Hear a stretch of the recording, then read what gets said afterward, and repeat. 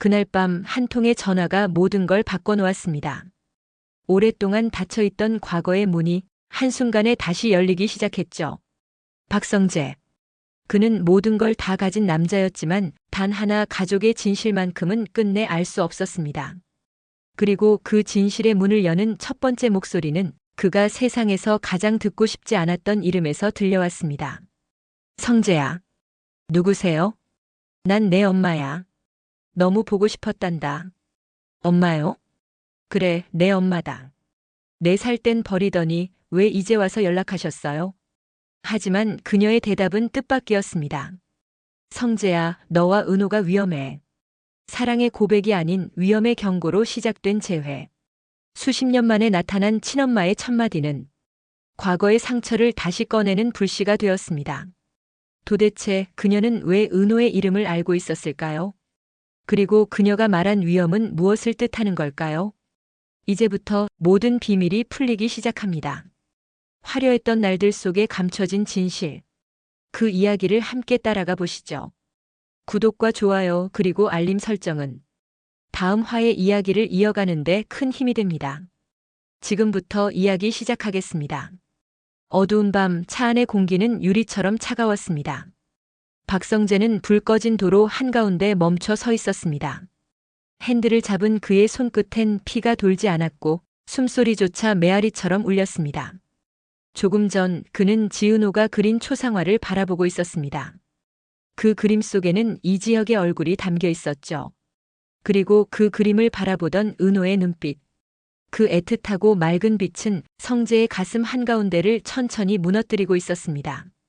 결국 나는 안 되는 건가?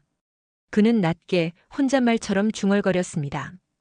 9년이라는 시간 동안 꾹꾹 눌러온 마음이 허무하게 부서져 내리는 느낌이었죠. 자존심과 사랑, 이성과 감정의 경계가 무너지는 소리가 들리는 듯 했습니다. 그때 휴대폰이 진동하며 울렸습니다. 낯선 번호. 그는 무심코 확인했지만 한 줄의 문장을 읽는 순간 심장이 멎었습니다. 오래전 당신 곁을 떠나야만 했던 사람입니다. 고성의 그 여자를 믿지 마세요. 당신과 당신이 아끼는 사람 모두 위험합니다. 숨이 막혔습니다. 떠나야만 했던 사람. 그리고 고성이. 그 이름 하나가 지난 세월의 기억을 송두리째 흔들어 놓았습니다. 박진석 회장이 어머니에게 내뱉던 차가운 말, 식탁 위를 가르던 냉기, 그리고 한 여자가 문을 닫고 떠나던 뒷모습. 오래 묻어둔 기억의 파편들이 그의 머릿속을 쉴 새 없이 스쳐갔습니다. 불길한 예감이 온몸을 감쌌죠. 다음 날 아침 박 회장 저택은 언제나처럼 정갈하고 완벽했습니다. 하지만 그 평온함의 이면엔 금이 간 유리처럼 미세한 긴장이 도사리고 있었습니다. 영나야, 오늘 신랑 후보 만날 준비 잘해야 해. 고성희의 목소리는 다정했지만 그 속엔 명령 같은 차가움이 섞여 있었습니다. 네, 어머니. 영나는 조용히 대답했지만 그 눈빛은 불안에 흔들렸죠. 박진석은 식탁 건너편의 아들을 바라보며 미소 지었습니다. 요즘 회사 일 열심히더구나. 역시 내 아들이야. 하지만 그의 시선에도 묘한 의문이 깃들었습니다. 괜찮습니다. 그냥 조금 피곤해서요. 성재의 대답은 단정했지만 그의 눈은 식탁 건너편의 고성희를 향하고 있었습니다. 그녀의 미소, 손끝의 움직임, 말투 하나하나가 모두 계산된 듯 느껴졌습니다. 밤새 한숨조차 자지 못한 그는 머릿속으로 그 메시지의 문장을 계속 반복했습니다. 고성희를 믿지 마라. 회사로 돌아온 성재는 수십 번이나 서류를 펼쳤지만 글자 하나 들어오지 않았습니다. 당신이 아끼는 사람 위험하다. 그 문장이 머릿속을 떠나지 않았죠. 그때 휴대폰이 다시 울렸습니다. 같은 번호였습니다. 여보세요. 정적. 끊으려는 찰나 낯익은 듯한 떨리는 목소리가 들려왔습니다. 성재야, 나야. 내 엄마야. 누구라고요? 시간이 멈춘 듯 했습니다. 수십 년 동안 잊으려 했던 이름, 그 목소리가 지금 그의 귓가에 살아 있었습니다. 오늘 저녁에 볼 수 있을까? 해야 할 이야기가 있어. 제발 한 번만 와줘. 그는 대답 대신 조용히 전화를 끊었습니다. 하지만 그날 밤 손끝의 떨림은 멈추지 않았습니다. 서울 외곽 오래된 찻집. 창문 너머로 햇살이 희미하게 들어왔습니다. 그곳 조용히 앉은 여인 하나. 그녀가 바로 김선희, 박성재의 친모였습니다. 문이 열리고 성재가 들어섰습니다. 성재야 와줬구나. 그녀의 목소리는 수십 년의 세월을 뚫고 나온 듯 떨렸습니다. 어머니라고 부를 생각 없습니다. 이제 와서 왜요? 그의 말은 냉정했고 단호했습니다. 하지만 김선희는 담담히 고개를 끄덕였습니다. 엄마가 널 버린 게 아니야. 쫓겨난 거였어. 그녀의 눈에는 이미 눈물이 맺혀 있었고 한 글자 한 글자 꾹꾹 눌러 담아 말했습니다. 불륜이 아니었어. 엄마는 내 아버지 외엔 아무도 만나지 않았단다. 문제는 고성희였어. 고성희는 처음부터 우리 집안을 노리고 접근했단다. 남편과 사별하고 자식 하나 데리고 힘겹게 살던 여자가 재력과 권력을 쫓아 들어왔어. 그리고 나를 파괴했지. 그 여자가 내 비밀을 알아냈어. 내가 희망보육원 출신이라는 걸. 그 순간 성재의 눈이 커졌습니다.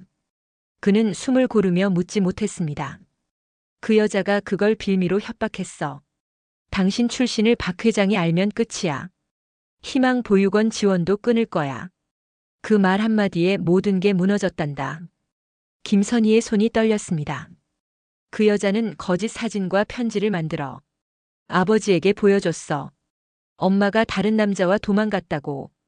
성재는 아무 말도 하지 못했습니다. 숨이 막히는 듯 말 한마디조차 입 밖으로 나오지 않았죠. 왜 지금에서야 이 말씀을 하세요? 수십 년 동안은요? 두려웠어. 그리고 용기도 없었지. 그런데 최근 희망보육원에 있던 옛 동료에게 충격적인 말을 들었단다. 그 동료는 지금 별장 관리인으로 일하고 있었고 거기엔 고성희의 아들 우진이 머물고 있대.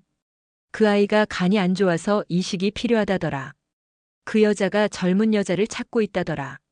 그 여자가 바로 내가 아끼는 사람이라고. 성재의 손끝이 얼어붙었습니다. 은호. 성재야, 그 지은호란 아가씨 내 마음속 사람 맞지? 그는 아무 말도 하지 않았지만 표정이 모든 걸 말해주었습니다. 그렇다면 더 늦기 전에 막아야 해. 엄마처럼 너도 잃을 수는 없어. 며칠 후 성재는 관리인을 만났습니다. 김선혜 씨에게 부탁을 받았습니다. 그녀의 목소리는 떨렸습니다. 솔직히 말씀드리면 무섭습니다. 고성의 여사는 정말 무서운 분이에요.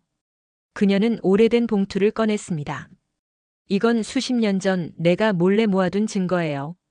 찢어진 편지 그리고 낡은 녹음기. 재생 버튼을 누르는 순간 공기 중으로 고성희의 목소리가 흘러나왔습니다. 지은호, 그 아이 혈액형이 확실히 맞죠? 간 적합성도 문제 없고요. 좋아요. 우진이를 살리려면 그 아이 간이 꼭 필요해요. 친딸이니까 거부하지 못할 겁니다. 그 짧은 문장들 속에서 성재의 세상이 무너졌습니다. 어머니의 말은 모두 사실이었습니다. 아니, 그보다 훨씬 끔찍한 진실이 숨어 있었죠.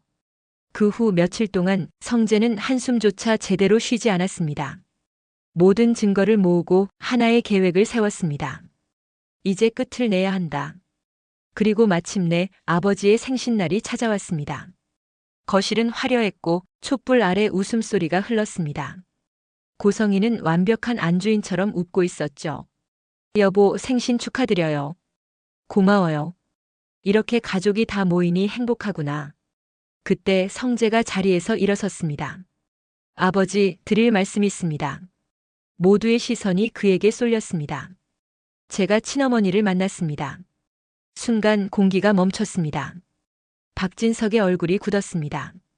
그 여자를 왜? 아버지, 어머니는 그런 분이 아니셨습니다. 모든 건 고성의 여사의 계략이었습니다. 순식간에 술렁이는 거실. 고성희의 얼굴이 새하얗게 질렸습니다. 성재는 준비해온 서류 봉투를 테이블 위에 올렸습니다. 고 여사님은 어머니가 희망보육원 출신이라는 약점을 이용해 협박하셨습니다. 그리고 불륜을 조작하고 편지를 위조하셨습니다. 무슨 소리야, 성재야? 고성희가 외쳤지만 성재는 녹음기를 재생했습니다. 당신 근본도 없는 출신인 거 박 회장님이 아시면 어떻게 될 것 같아? 희망 보육원 지원도 끊어버릴 수 있어. 모두가 굳어졌습니다. 박진석은 믿을 수 없다는 듯 아내를 바라봤죠. 그리고 이어진 두 번째 녹음. 지은호, 그 아이간이 필요해요. 친딸이니까 거부하지 못할 겁니다. 그리고 무너지는 숨소리. 난 우진이를 살리려 했을 뿐이야. 뭐가 잘못됐어? 고성이는 울부짖었지만 성재의 눈빛은 이미 얼음처럼 식어 있었습니다. 당신이 우리 가족에게 저지른 모든 거짓과 악행, 이제 그 대가를 치르세요.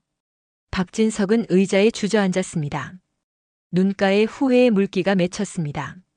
고성이는 바닥에 무너졌고 영나와 지화는 아무 말도 하지 못했습니다. 모든 게 끝났습니다. 며칠 뒤 성재는 다시 찻집으로 향했습니다. 그곳엔 김선희가 조용히 앉아 있었습니다. 어머니, 성재야.